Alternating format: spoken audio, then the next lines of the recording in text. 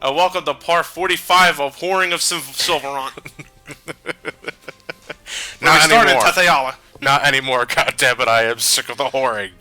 Ladies and gentlemen, it's come to my knowledge that what could have been 32-minute parts is now suddenly 24 when you edit out all of Madsen's session whoring. Hey, I put his syphilis to good use. Tales of syphilis. Yeah. Look forward to that. Anyway, Regal here is utterly embarrassed that he knew that the prison and the Coliseum were connected. Admittedly, not something you want to be finding out. I take it you edited out the whoring. No, I edited out traveling. Oh. That's another good idea to do. Yeah. Oh, is this about the Kuchinawa side quest I do? I believe so. Here. Do you catch both of them? Did Both. you leave both fights in? Anytime you Royally fuck up? No, you don't royally fuck up at all. It just sometimes it takes you 5 minutes to get to one place or another because it looks like you're wandering. Or whoring. And sometimes you jump the gun a bit by going to one area you're not supposed to be in. Yeah. It's like, oh wait, but I gotta go here first and then initiate this. Right. You know, I added all that up. That's my problem I have with Tales of games. I know when some things are, but as I've already told you with 2 missed side quests, I never remember the timing. Yeah. So. Don't worry. The only thing I edit out is in between traveling and whoring. Oh. Anytime I see you talking to someone that's not a chick and it's not Zelos in the lead, I leave it in. Poor Zelos has a nice pag on his penis. It's exhausted, man. Leave it be. So what are we doing back in Meltokyo? Mizuo, I'm sorry. Meltokyo's the other town. We are doing our world tour. Basically, it's us telling everybody in the world where we're going to go and what we're going to do. I think this is all utterly optional. I just do this for the sake of side quests. Because unless I'm misremembering the GameCube version, viewers feel free to correct me on this one. I don't fully remember if this is optional or not. Because I don't remember having done this. But when I did it in the GameCube version. But then again, I never really bothered to think of doing this in the GameCube version. So I don't know if this is new for the HD version or if I just left it in completely optional. Anyway, that was us making our promise to Tiga. And per se here just sort of brings us down to earth with a force harder than gravity with this. Yeah. It's a detail though that I personally love. I can commend Symphonia doing this. You know, Tales games do this to its benefit and its detriment. How so detriment? Because with Tales games, you have to go out of your way to learn about the characters and the side quests and their motivations. And it's a positive thing that if you're a player who doesn't give a shit too much about that, you can go right ahead and ignore that and get to the game proper. However, if you're really one of those story-integrated people like I am, and you miss your timing to do a lot of this shit, you don't learn a lot about your characters, and then you don't think there's so much of a point to being here. You could also miss some context for some certain events. Absolutely. And in some Tales games, and personally I think Abyss was frankly the worst with it in terms of side quests, you could easily miss it and not have a clue that you fucking did. Damn. So that's what's left of Ozette. And now we go to Altamira. You still there, Alicia? No? Good. Stay that way. Allow me to visit Alicia. First the whoring. Then we go to Alicia. Salos is so tired. He's got like a fan on him. He's laying in the fountain. Just completely spread eagle. Lloyd, you've got the entire female population. What to help you regenerate the world, dude? I have to regenerate Zelos first. I have to regenerate Zelos a little Zelos.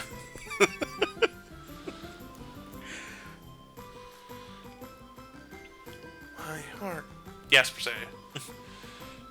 What is your gut telling you? My gut is telling me I need burgers. A fair question. I will consider it. Gut, what are you thinking? First, until then, Tokyo. Yeah. And this is after the whoring. Or not. Oh, I should really watch my overall so I know what I'm talking about ahead of time. Zelos going out for a walk. He didn't walk very far, Zelos. Yeah, we ran into the slums. I don't know. Advanced? Yeah. Including the divide between the rich and the poor. This is something the Zelos noted. Because Sylvarant's constantly facing threat from the designs, they don't really have a chance or time to develop themselves. Here the world has, and there's also been a pretty big gap between the two as a result. Yeah, the gap between the rich and the poor. We saw plenty of evidence of that. Right. It's amazing that you can have that kind of a luxury when you're not persecuted by friggin' mystic Nazis. Yeah. And those are the worst kind. Yeah. Blunt kid. Funny, though. This here really shows a strong core to Zealous that he values hard work. Like, there's another side quest that we do later on. Yeah. I'm jumping the gun here a bit. There's like this little side quest where you could have this woman get a job for at Zealous's house doing the laundry and shit, right? All the point of that quest is to show that Zealous values hard work despite being a mooch. Hey man, Zealous, his middle name is Marathon Man. Fucking shit we read. Rain just comes here to the library. Look at the size of those fucking books. So I've seen some of them in my library. Tomes, perhaps. Tomes, yeah. Remember, it's a world of magic. Or indexes. Yeah, I suppose. It's just that... It's a world of magic. You know, you usually... You see, the left shelf has it right, except for the bottom shelf, guilty as charged. It's also missing a volume. You can also use them to kill people. Yeah. How do you think they defend themselves here? The Sylvarant Coliseum is just them throwing books at each other. Yeah, Tethe'alla, where throwing the book at you can also be a death threat. I think when we're done... No, wait. This is, for Genus. Mythos was teaching me about clouds. You that bored, Mythos?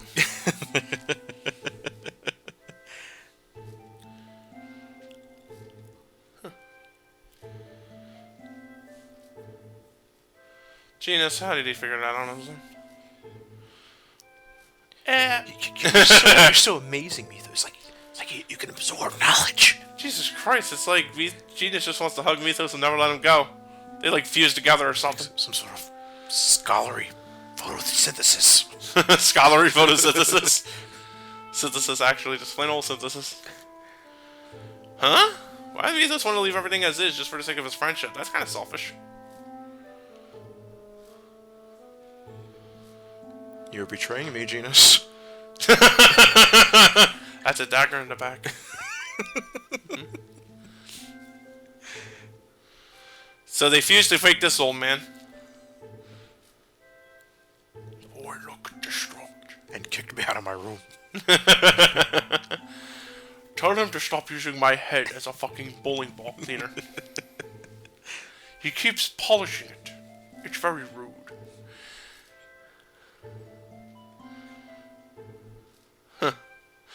Way up on the moon. Well, it was Sylvarant that moved to the moon. Eh? That thing else moved from their perspective was just like ours is Sylvarant. So apparently we're both moon people. Yeah. Lunarians. It's all connected. Just give me 5 years and a toothpick as some laundry detergent. Fuck yeah. I can make us some interesting string theory. Or a space whale. Yeah. So everybody now, it's sort of like, remember when back in 7 where everybody was sent off to which ways, to every which way to figure out what they're fighting for? Yeah. So the Symphonia took that into examination. I personally would love to see that kind of shit happen in 7 though, if they ever do a remake of that. Going deeper into the yeah, see what they're all really fighting for. Here's the thing though, after the journey, what's left for Lloyd and Genus? They're still banned from Assalia. Well, despite Lloyd and they're going to be eternal hobos. Not so much. Yeah, well, I was gonna get it. So Lloyd's hot-headed, but he looks independent enough. He can find something for himself. Like what? Killer? No, more. He can live. He can. No, I don't know. The kid's already fought in the Coliseum. He can take care of himself, earn some money in battles, be a mercenary like Kratos, as he was initially. Yeah. Or so he said. Build his own house. He still has Dirk. Yeah, but seriously, though, Lloyd here and Colette's actually, talking about that in reality. Lloyd's just gonna actually try to, Lloyd's actually chosen to give up, like, trying to constantly change the world, but rather build and fix the one that they have now. Which is a really good growth of character development. Plus, he also, As we were recording, someone slips us a note. What is that? Oh, okay. Yeah, I'll take something from Wawa, thank you. No, we're still recording, goddammit! We're at part 40-5! Yeah. Just make coffee. and a chicken wrap. I'm sorry. I'll pay. I'll pay. Love me a muffin. Irish cream. Yes, please. Large. I don't care. Because we're so deep into this playthrough at this point. Anyway, everybody here decides to gather all together and have a Colombian with Irish coffee with Irish cream. It's iced coffee. Oh shit! Stop with the primitive barbarians already. Anyway, after that lovely little intersection there, I'm now traveling. Where am I going? I forget. So now everybody's got like this unified idea together to at least work to at least see this through to the end. Yes. Our binds are ever tighter.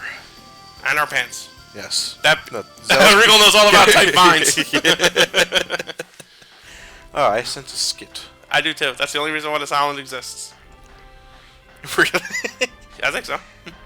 Now, you see, I see a barren wasteland like this. I only say barren because it's more brown than green. And I would think there's some sort of one-of-a-kind encounter there. Oh yeah, here's where I choose to be a dick. Like, no one would be hungry, they all wear nice clothes, always be smiling. Well, they all wear nice clothes. But there are people who look dirtier than us. Oh, duh. You're right. I'm so leaving. Dumbass. I'm so sorry. It's that green dick. She still has the highest compatibility values with me, though. Which sucks ass in a way. Oh yeah, you gotta really fucking try to get Colette to dislike you. Yeah, exactly, which kind of irks me in a way, but I Colette, I'm an understand it for the atheist. story aspect. And now, folks, with our goals in mind, we are going to go find Asuka. Alright. However, I forgot what the fuck I'm supposed to be doing with it. We're cutting the tree it. Indeed. I'm showing off a side quest here I don't think I could ever freaking get right. Oh, well, that's actually one part of the rumor. A giant sandworm. Sandworm! First I got Beetlejuice, now it wants me. You have to talk to 2 people here to get the thing to show up. What I fucked up on, I think Johnny saw this before, prior to editing, was that I talked to one person and got lost in the desert for about 10 minutes where I was like, wait, there's a second key to this, isn't there? Yeah, you went to the tree at the first time. At first I thought you were just whoring. Because you did talk to a few chicks as Zelos, and then he went out, and then he wandered around the desert again, then he went back in. And I was like, oh, okay, he probably just remembered what he had to do. So I'm leaving all this in. I don't like to cut inside of a town, because I don't know what's important and what's not, besides Zelos whoring. That's pretty easy to distinguish. Whatchamacallit, though, I went to show her off real quick, too. That's pretty much how you can tell, like, some people have, like, faith or trust in you, so to speak, for the, throughout the game. That's how you can tell their relationship values. Yeah, the relationship value counter. This here's also one of the few side quests I can't finish. It's the midlife crisis side game. There's like 100 uncles, so to speak. You have to distinguish them in which order they come through and they pass. My memory is utterly shot to shit at the age of 26. That Warner poster is still up there. Yeah, it is. You have to remember this sort of key thing here. They have enough of a distinguishable tell, but like I said, after a while it gets so many, plus the numbers get so long that I can't remember them easily. You can only process so many numbers at once. Right. If you get like 100 of these uncles lined up correctly, you get Lloyd's midlife crisis title. Everything else I do, but this I was just like, fuck it. So yeah, so when you're not playing a mini game for little mustache, item, Bob Ross, and Mohawk, and albino Mr. T, missing the gold chains though.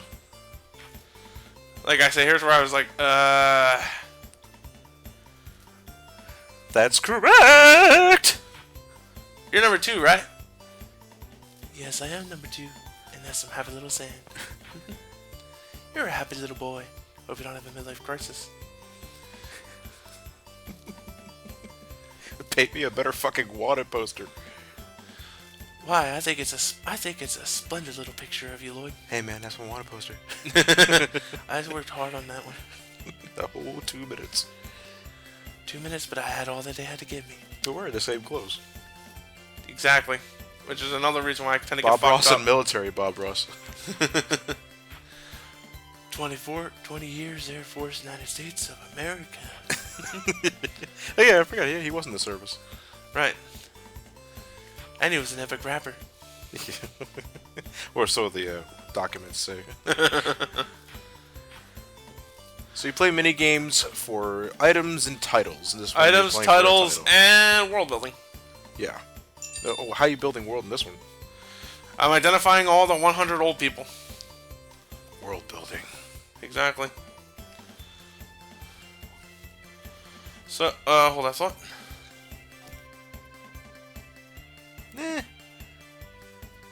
This guy's really fucking tacky mustaches. I mean, there are some people that can rock a beard. People can't. Some people that can't. No. Like, see that guy on the second from the left? That is the ugliest fucking mustache combo I've ever seen in my life. Yeah, and I think that guy's lost from his YMCA recital. Yeah, take a look at the dude in the fucking left over there. It's the handlebar mustache and that hat. Yeah, seriously. Yeah, well, some of them really, about half these guys look like pedophiles.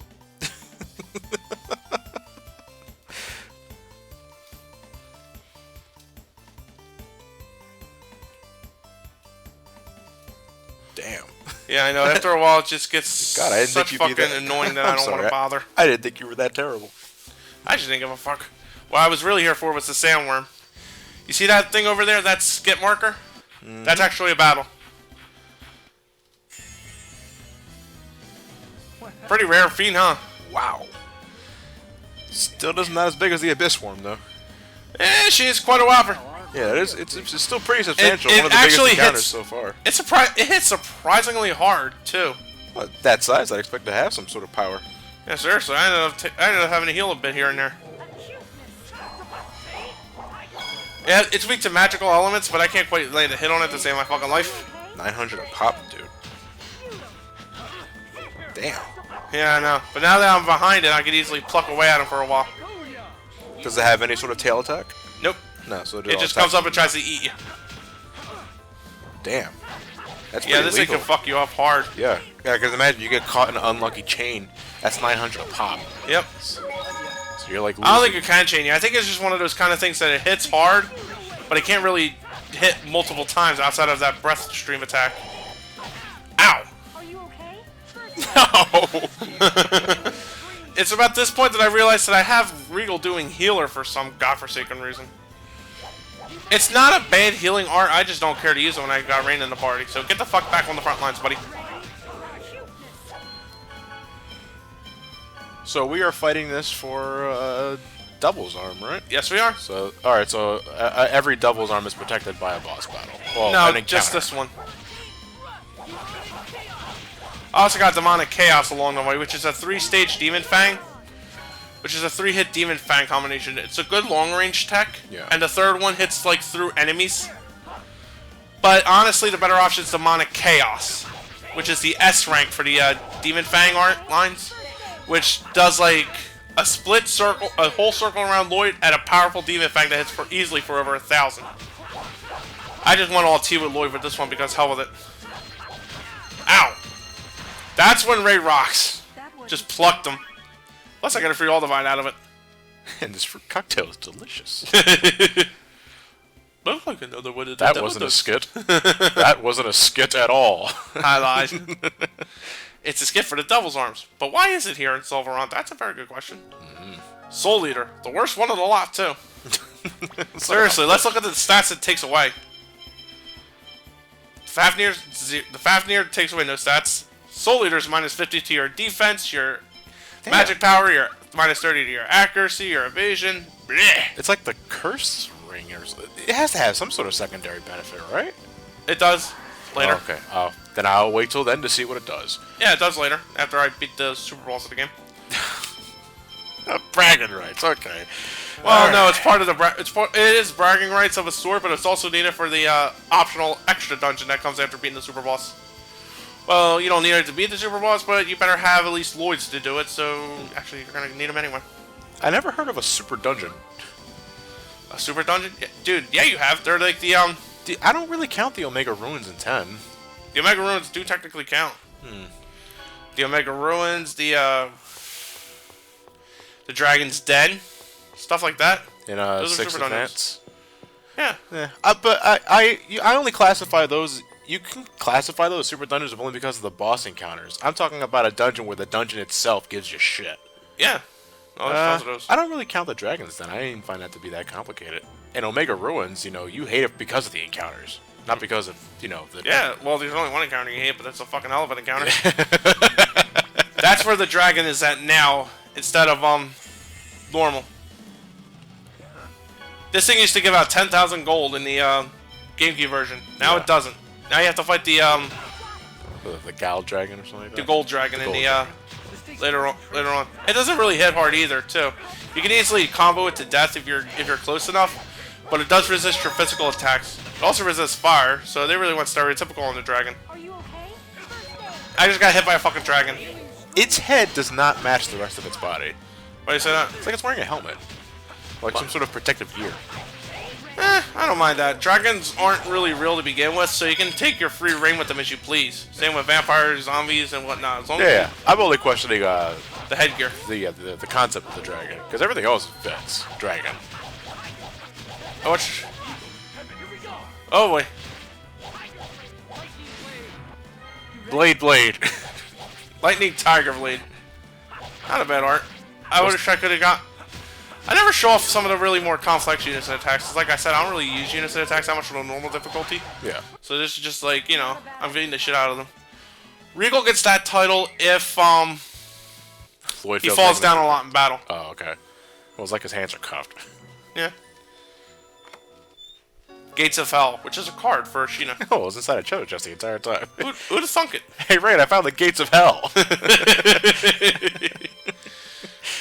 The Nibelheim that we have for Lloyd only doesn't take away any defensive stats, so that's awesome. I'm checking my weaponry here to be sure I got like anything I can think of. I leave this in because there are times where I cut off inventory. You've seen Yeah. before. We're cutting off armor shops and stuff like that. I figured I can use that time to get the audience up to grasp of what Matt has. And now we're progressing with plot. A little ahead of ourselves, though. Yeah, I come here because I forgot about this bit. Now here's actually a kick in the pants. If you do the Professor Nova thing way too early, but then you don't go back to find him, the party realistically forgets everything they fucking learned because they've been through so much. So you gotta track him down again. And he's utterly fucking random where the hell he shows up. So wait, this professor dude, this is Remember back in part 2 6? or 3, one of those. 6. You're talking about the guys in the caravan, right? Yeah. Yeah. Matt has amnesia. Yeah. What am I doing? Oh, I'm Lloyd. Yeah, but too bad for me. I was hoping I could have found out where they were through the synopsis function. But they don't like to show up there, so I gotta go fucking dig them out the long way. That square patch around the tree bothers the hell out of me. Yeah, I know. That's just like a gameplay function. Yeah. That's According basically to what cuts off the real world from the we got some hardcore Symphonia players watching this playthrough, and they've been enlightening me on what exactly was changed for the HD version, and it's an HD facelift, but it's still based off the PS2 version, Right. which graphically wasn't as sharp as the GameCube version to begin with. Right. So that's why we also have to reduce frame rate. I know. Yeah. Well, reduced frame rate's only part of it. The overworld, you're able to see black lines flickering. That's graphical inferiority. I'm pretty sure the GameCube version doesn't do that. Nope. Yeah, safe bet. And we thank you guys for watching this playthrough. It's good to see that we have. Hey, I'm always willing to learn. Yeah. Even I can't remember everything about a Tales of game. So basically, now we have everything that we got from all that world building that we were doing. The X-Sphere that Dirk gave us will suffice for what we need for the thing. The Earth, the Wind Spirits, the Linkite Nut. We have everything. We just need to go back there. God, I remember back when. Especially the Unicorn Horn that we got from the Range Healing Arts. That goes into healing the tree too. Yeah. Everything comes back together in a nice. After a while, After a long while. Yeah. But not that long, I will say, because I still recall a lot of that. I recall back when you were talking about this event in the first place, and that was way back when we first met this caravan, dude. Yeah, what, August of last year? No, I would say May. Yeah. Yeah. Alright, now we got everything going, and with all our notes together, we go back to the Linkite tree. But... I get sidetracked. No, actually, I was going more... This is the end of the part. Because we're not going to awaken that tree until tomorrow, ladies and gentlemen. But what can we expect for tomorrow, Matt? I call forth the spirit of light, and we have ourselves one big spirit rumble. Alrighty then. Until then, we're gonna go talk to a tree and do what it says next time. Later.